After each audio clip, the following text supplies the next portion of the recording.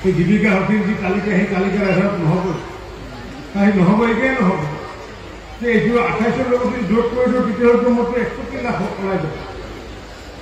Ration card আছে 62 লাখ, মই কি হিচাপ দিম ভাৰত মুখ্যমন্ত্ৰী ডাঙৰীয়া কি হিচাপে যাব ভাৰত ধান ধুম মানে আমাৰ পাইখানাটো ঘৰ বুলি তুলি দিলে, গাহৰি ঘৰটো তুলি দিলে, গৰুৰ ঘৰটো ঘৰ বুলি তুলি দিলে, তুলি দি পেলাই এটা জীৱ এই কাৰবাৰ নচলিব। কাৰণ কিয় মোদী ডাঙৰীয়া হওক বা হিমন্ত বিশ্ব শৰ্মা ডাঙৰীয়া হওক চৰকাৰী পইচা সৎ প্ৰয়োগ হ'ব লাগিব। জীৱিকা সখীবিলাকে চাৰ্ভে কৰাৰ পিছত তেওঁলোকে আকৌ আমাৰ এতিয়া আমাক বিহু দেখাই আছে। এতিয়া আমি ভাল ভাবি দিলোঁ জীৱিকা সখীক চাৰ্ভে কৰাৰ কাৰণে যে আমাৰ বিভাগৰ মানুহে হয়তো চাৰ্ভে কৰি টকা পইচা ক'ৰবাত খাব, কিন্তু দেখিলোঁ যে খাবিলাক কৰি বাজনা বেছি হয়।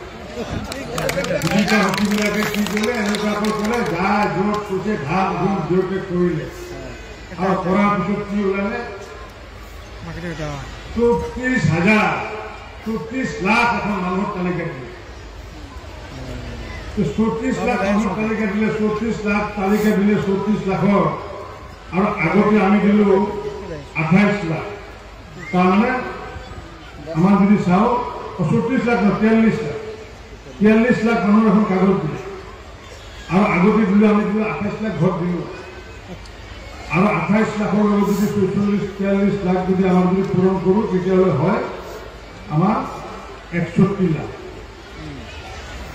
এইটো দেখি পেলাইতো আমাৰে মাথা নষ্ট হৈ গৈছে যে এইখন যদি ভাৰত চৰকাৰক দেখাওঁ, আমি মোদী ডাঙৰীয়াক যদি দেখাওঁ, মোদী ডাঙৰীয়াক ক'ব যে অসমখন আগুৱাই গৈছে না পিছুৱাই গৈছে। কাৰণ আমাৰ গাঁও অঞ্চলত ৰেচন কাৰ্ড আছে 62 লাখ, ৰেচন কাৰ্ড আছে 62 লাখ।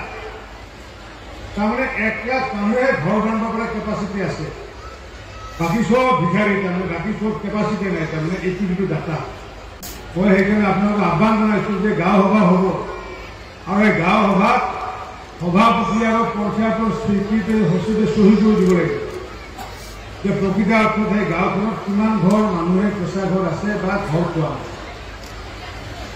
সেই জীৱিকা সখীৰ যি তালিকা সেই তালিকাৰ আধাৰত নহ'ব।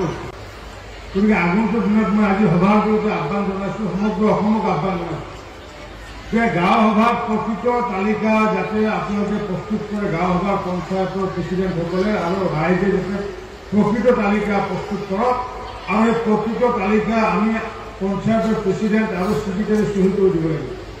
কাৰণ কিয় পিছত আৰু আমাৰ ডিপাৰ্টমেণ্টৰ জৰিয়তে আৰু আমি মানুহৰ ঘৰে ঘৰে বিভাগৰ মানুহে ঘৰে ঘৰে গৈ পেলাই প্ৰকৃত তথ্যটো উলিয়াব আৰু তেতিয়া যদি কোনোবা প্ৰেচিডেণ্ট আৰু ছেক্ৰেটাৰীয়ে ঘৰত থকা মানুহৰ যদি চহী কৰি দিয়ে গাঁও সভা, তেতিয়া তাৰ চাকৰি যোৱাটো সেই বেলেগ যোৱাটো কনফাৰ্ম হয়। আমি দুখীয়া সহায় কৰা কেনে, ধনীক সহায় কৰা কেনে দিয়া নাই, দুখীয়াৰ কেনে জন্ম হৈছে নৰেন্দ্ৰ মোদী।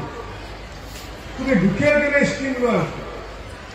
গতিকে এই দুখীয়াসকলৰ কল্যাণৰ কাৰণে প্ৰধানমন্ত্ৰী আমাৰ কি কৰি ঘৰ দিলে আৰু ঘৰ দিব, আমাৰ যিমান দিব লগা আছে 10 লাখ 20 লাখ যি হয়, কিন্তু 43 লাখটো হ'ব নোৱাৰে।